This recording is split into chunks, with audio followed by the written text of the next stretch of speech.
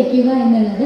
അപ്പോൾ ഒരു വീട്, ഒരു ഹൗസ് വാമിങ് അല്ലെങ്കിൽ ഒരു സ്വന്തമായിട്ടുള്ളൊരു ഭവനം എന്നുള്ളത് എല്ലാവരുടെയും ഒരു സ്വപ്നമായിരിക്കില്ല. അപ്പോൾ ആ ഒരു സ്വപ്നത്തിലേക്ക് ചിലപ്പോൾ നമ്മൾ ഒരുപാട് വർഷങ്ങൾ കാത്തിരിക്കേണ്ടി വരും. ചിലർക്ക് പെട്ടെന്ന് സാധ്യമാകും. പക്ഷെ നമ്മുടെ ആ ഒരു കൺസെപ്റ്റിൽ, അതേ ഡിസൈനിൽ, നമ്മുടെ ആഗ്രഹം പോലെ ആവശ്യമുള്ള റൂമുകളായിട്ട് വീട്ടിലെ എല്ലാ ഫാമിലി മെമ്പേഴ്സും ആ ഒരു കൺസെപ്റ്റിനനുസരിച്ച് ഒരു വീട് ഉണ്ടാക്കുക എന്നുള്ളതാണ് എനിക്ക് തോന്നുന്നു ഒരു 100%-ൽ 90% ആൾക്കാർക്കും ഈ ഒരു സ്വപ്നം എന്തായാലും ഉണ്ടായിരിക്കും. ഇന്ന് ഈ ഒരു വീട്ടിലെ ആ ഒരു 5 അംഗങ്ങളുടെ വലിയൊരു സ്വപ്നമാണ് സാക്ഷാത്കാരമായിരിക്കുന്നത്.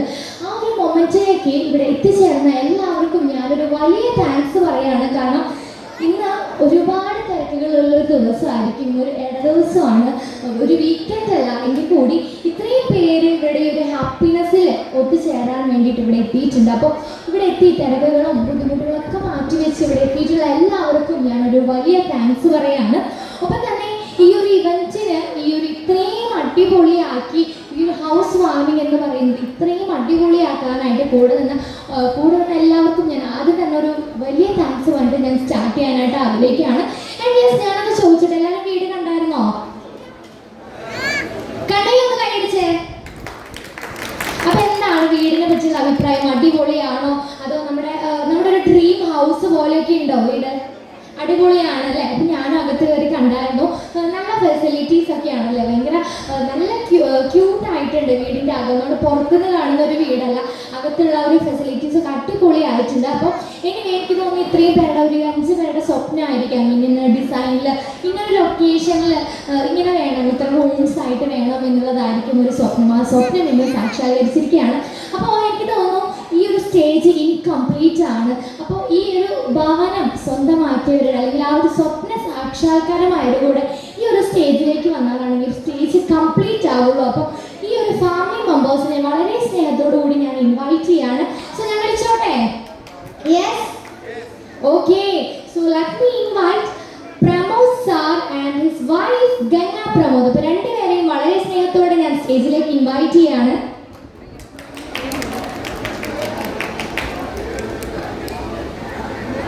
സോ രണ്ടുപേരും ഒരുപാട് തിരക്കിലാണ്. ആസ് യു ഓൾ നോ, സ്വന്തമായിട്ടൊരു വീട് വെച്ചിരിക്കുകയാണ്. അപ്പോൾ ഇത്രയും അവരെ ഇഷ്ടപ്പെടുന്നവർ അവരെത്തിയിരിക്കുകയാണ്. അപ്പോൾ എല്ലാവരെയും ഒന്ന് കയറ്റിയിരുത്തി അവരെ ഒന്ന് കൺഗ്രാജുലേറ്റ് ചെയ്യുന്ന ആ ഒരു ഗ്യാപ്പിലാണ്. അപ്പോൾ രണ്ടുപേരെയും വളരെ സ്നേഹത്തോടു കൂടി ഇൻവൈറ്റ് ചെയ്യാണ്.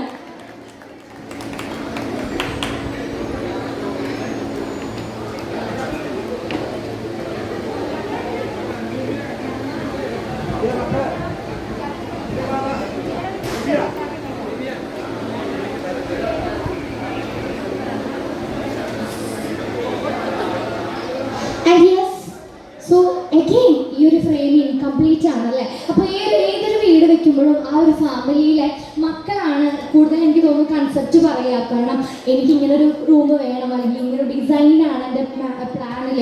അപ്പോൾ ഇവിടെ എനിക്ക് തോന്നുന്നു അഭിപ്രായം പറയാനായിട്ട് 3 പെൺമക്കളാണ് ഉള്ളത്. അപ്പോൾ 3 പെൺമക്കൾക്ക് എനിക്ക് തോന്നുന്നു 3 ആശയങ്ങൾ, 3 ഇഷ്ടങ്ങൾ, 3 താല്പര്യങ്ങളായിരിക്കും. അപ്പോൾ എല്ലാം കൂടെ ഒത്തുചേർന്ന് ഇന്ന് ആ ഒരു ദിവസം സാക്ഷാത്കാരമായിരിക്കുകയാണ്. അപ്പോൾ എനിക്ക് തോന്നുന്നു അവരായിരിക്കും ഏറ്റവും ഹാപ്പി.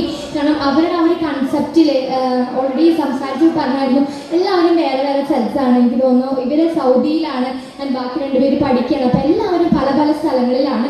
ഇന്ന് എല്ലാവരും കൂടെ ഒത്തുചേർന്നിരിക്കുന്ന ഒരു മൊമെൻ്റാണ്.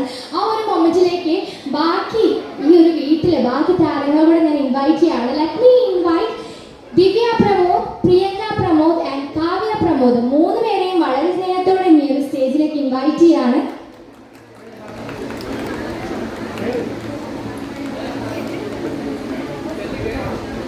ഒപ്പം തന്നെ നമ്മുടെ ഗംഗാ മാമിന്റെ അമ്മ കൂടി ഇവിടെ എത്തിയിട്ടുണ്ട്. അപ്പോൾ ജാനമ്മയെ കൂടി ഞാൻ ഈ ഒരു സ്റ്റേജിലേക്ക് ഇൻവൈറ്റ് ചെയ്യാണ്.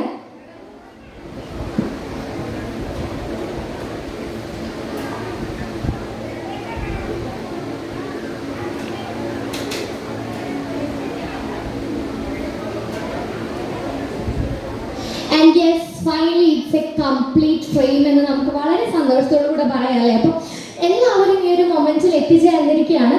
കൂടുമ്പോൾ ഇമ്പമുള്ളതാണ് കുടുംബം അല്ലേ. ആ ഒരു വീടിൻ്റെ താഴെ എല്ലാവരും കൂടെ എത്തിച്ചേരുമ്പോഴാണ് ഈ ഒരു മൊമെന്റ് കംപ്ലീറ്റ് ആവുള്ളൂ. അപ്പോൾ ഫോട്ടോസ് എപ്പോഴും മെമ്മറീസ് ആണല്ലേ. അപ്പോൾ ഈ മെമ്മറീസ് ഒന്ന് ക്യാപ്ചർ ചെയ്ത് വെച്ചാലാണ് ഫ്യൂച്ചറിൽ നമുക്ക് ആ ഒരു ബെസ്റ്റ് മൊമെന്റ്സ് കാണാനായിട്ട് പറ്റുള്ളൂ. അപ്പോൾ ഈ ഒരു ബ്യൂട്ടിഫുൾ ഫ്രെയിം ക്യാപ്ചർ ചെയ്യാനായിട്ട് ഞാൻ 2 മിനിറ്റ് വിട്ടുകൊടുക്കുകയാണ്. So it time for a beautiful family photo.